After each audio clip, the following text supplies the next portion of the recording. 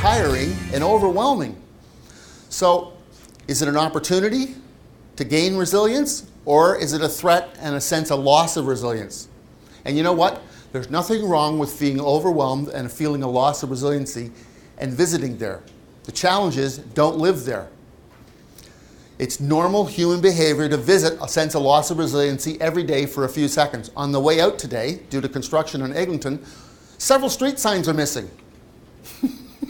On several intersections leading up to be here. So you pull over, you turn on your phone, you turn on your GPS, you turn on the map and say, directions please.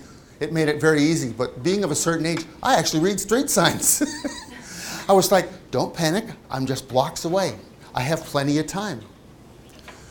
So, when we feel a loss of resiliency, we can feel helpless and hopeless. Again, visit for 30 seconds, 3 hours, it's being human. But the challenge is who can you call to help you get out of your slumps? An accelerated mastery and acceptance.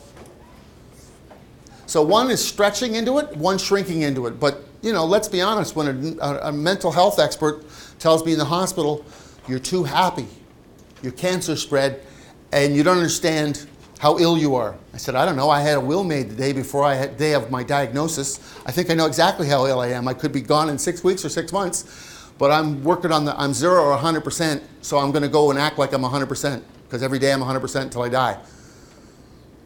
I confused him. It wasn't in his model. I should have been full of weeping and regret. I said, no, I do the weeping and regret, but not 7 and 24.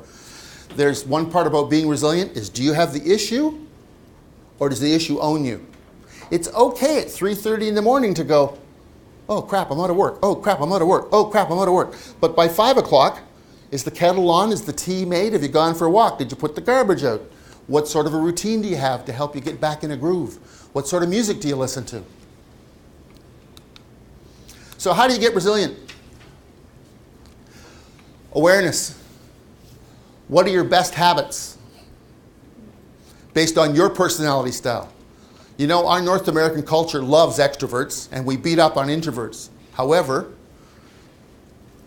sometimes, emphasis on sometimes as an extrovert, I've learned that quiet contemplation is the best gift I can give myself.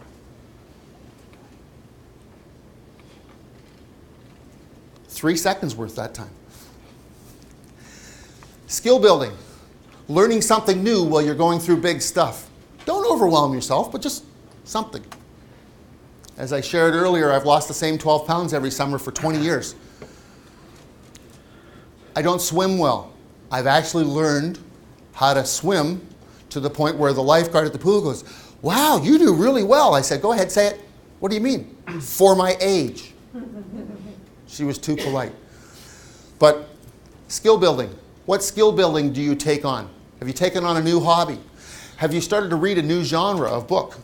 I live near a library, and books are one of my addictions of choice because I find it very soothing to read a book. So one book out of every 4 has to be something that's development-wise, and then the other 3, I read what I read, whether it's architecture, fiction, gardening. I have a confession to make. I read gardening porn books. Full glossies, stainless steel shovels, the latest in rainwater barrels. Those glossy pictures are amazing.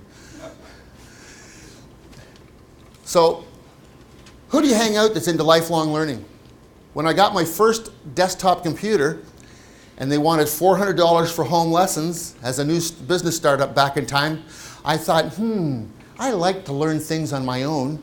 So I asked around, and the 12-year-old down the street for $50 gave me 5 lessons, thought he was just